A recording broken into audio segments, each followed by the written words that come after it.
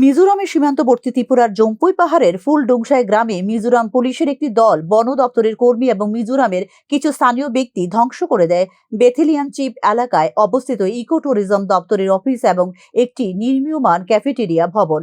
প্রত্যক্ষদর্শীদের বক্তব্য অনুযায়ী রাত প্রায় 2:30 নাগাদ এই বাহিনী ট্রাক ও জিপে করে এসে হাজির হয় গ্রামে। কোনো ধরনের পূর্ব সতর্কতা বা নোটিশ ছাড়াই ইকো ট্যুরিজম অফিস ও নির্মীয়মান ক্যাফেটেরিয়ার উপর ঝাঁপিয়ে পড়ে তারা। প্রায় 1 ঘন্টার মধ্যে দুটি কাঠামো গুঁড়িয়ে দেওয়া হয় সম্পূর্ণভাবে। অত্যন্ত আশ্চর্যের বিষয়, ঘটনাস্থল থেকে মাত্র 30 মিটার দূরেই রয়েছে ত্রিপুরা রাজ্য রাইফেলসের 15 নম্বর ব্যাটালিয়নের একটি কোম্পানি।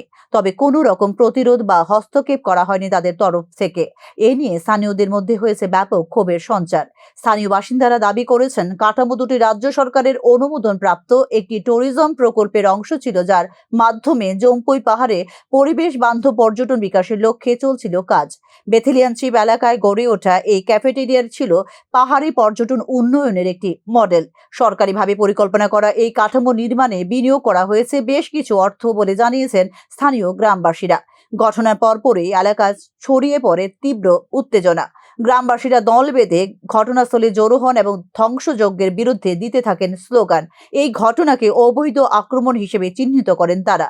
মিজোরাম প্রশাসনের একাংশের দাবি, সংশ্লিষ্ট স্থানে ওই কাঠামোগুলো অবৈধ দখল হিসেবে গড়ে উঠেছে।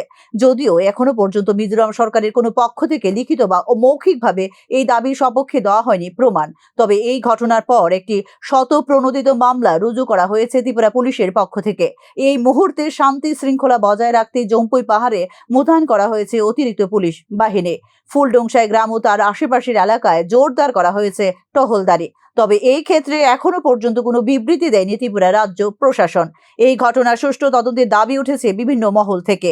এই ক্ষেত্রে ইতিমধ্যে রাজ্য সরকারকে যথাযথ ব্যবস্থার দাবি জানিয়েছেন নাগরিক সমাজ, পরিবেশ আন্দোলন কর্মী এবং স্থানীয় জনপ্রতিনিধিরা।